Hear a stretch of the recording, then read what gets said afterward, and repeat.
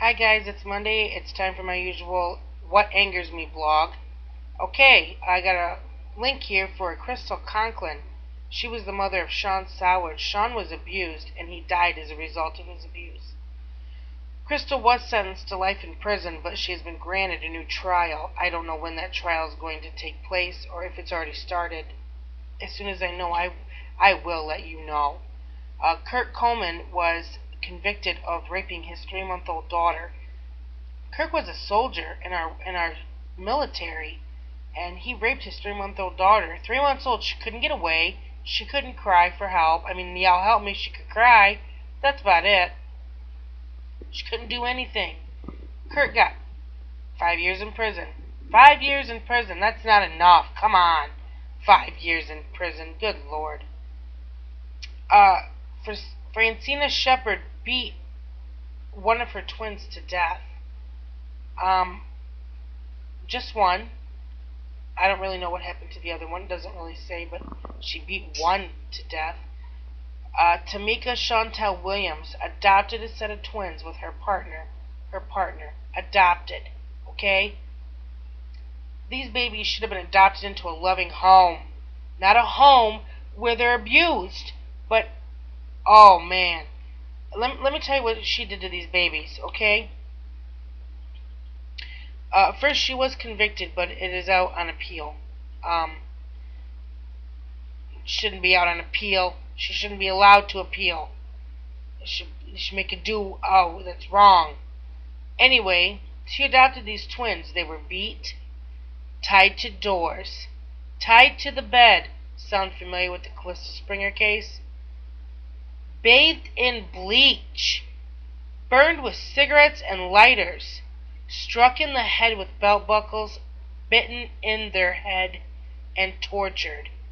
All that sounds like torture, but there obviously is more that has to be more horrendous.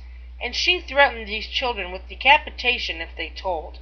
So obviously these children are old enough to talk, but she threatened them with decapitation, to cut their heads off. Good Lord, could you imagine how scared these children must have been to close their eyes every night? Wow.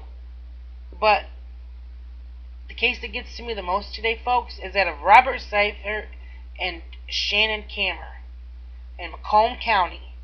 They called 911 because their child was not breathing. When the police arrived on the scene, they found numerous amount of marijuana plants. They rushed the baby to the hospital, and they found opiates in his system. That baby had Oxycontin, oxycodone, whatever you might happen to know it by, in his system. Do you know what that is? Oxycontin is synthetic heroin. This baby was 1.5 years old with synthetic heroin in his system. They put him on life support, and they had to remove him. Robert Seifert has pled guilty to the drugs. Shannon Kammer has pled guilty to the drugs. Robert also pled guilty to the negligence of his son's death, to being neglectful. Neglectful? No. You caused it. You didn't neglect him.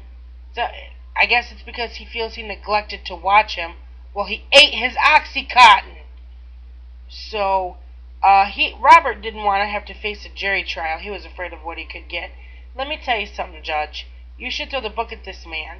I realize they were supposed to go back to court April 7th, but I can't find anything saying that they did. So I'm hoping they didn't, and maybe somebody up there in Macomb County there Shelby Township can raise a stink and get this taken care of for this poor little baby who had to be on life support and overdosing on opiates, oxycodone. Wow. And you're afraid of what you're going to get for it? That's wrong. I believe you should be sitting in prison for life. Because no matter how you cut it, you caused that child's death. And causing somebody's death, to me, is still murder. Anyway, those are some of the cases I have today. Please keep your prayers open and send more things if you haven't already to Heaven Diamond, the baby up there in Brunson Hospital in Kalamazoo. 1-year-old beaten, left on her bedroom floor for 3 to 5 days. No food, no water, didn't change her diaper. Mother there, Kayla Bakley, says she doesn't realize anything was wrong with her after 3 to 5 days. CPS involved doesn't do anything about it. Um, they're having a... Don't forget about the Calista Springer case at the end of the month. I'll be there. You be there.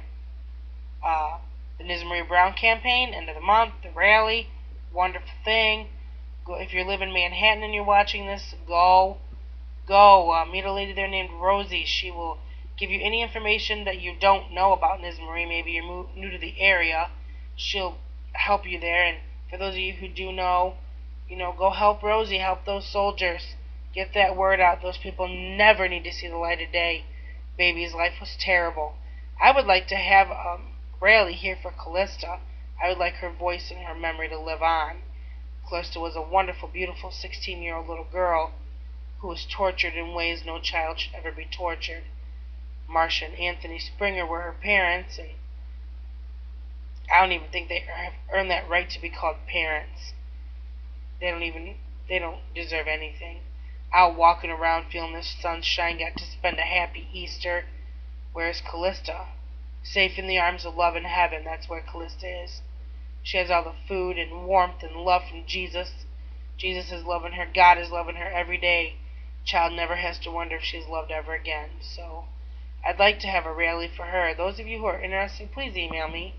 If you're watching this and you live relatively close to the Centerville, Michigan area, we would like to have a rally for her.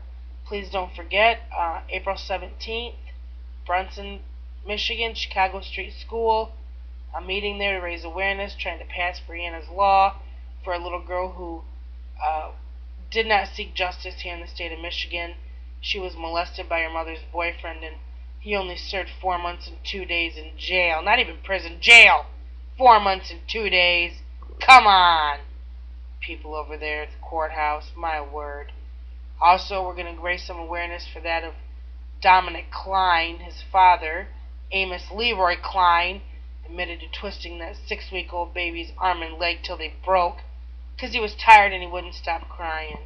But he's sorry, so he gets 8 months in a probation center. No pain, no nothing. So we're going to raise some awareness on those 2 cases and the Calista case and let you guys see some of these stories and see why these laws have to change and how CPS is failing. They're failing to protect our children, and for those of you that turn your eye away, if you think your neighbor's abusing a child, come to the rally. Come to the rally. Give me your phone number. Give me their address.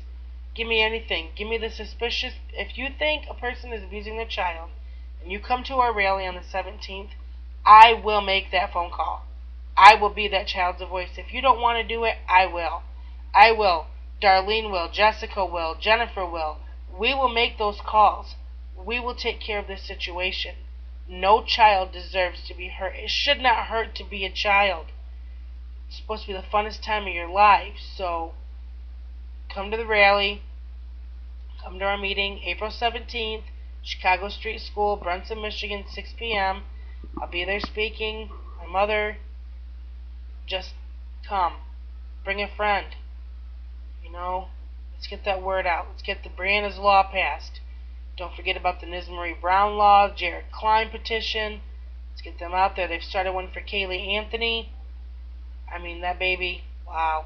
So, let's get this started. And I have nothing new on Sandra Cantu. Again, pray for her family. I'm so sorry for your loss. That's all I have to say today. I'll be back tomorrow, possibly later today. I have a meeting over the Bradley Miller Jr. case, so I'll let you guys know how that goes. Hope you guys had a good day. Thank you for listening as always, and I will see you guys later.